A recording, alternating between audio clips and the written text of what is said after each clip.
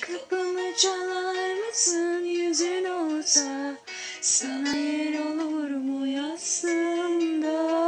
Senin de kokun ne de olsa başkasına ait. Şu an seni unuturum gücüm olsa, birkaç damlasın yastığımda. Ağlamaların ne de olsa başkasına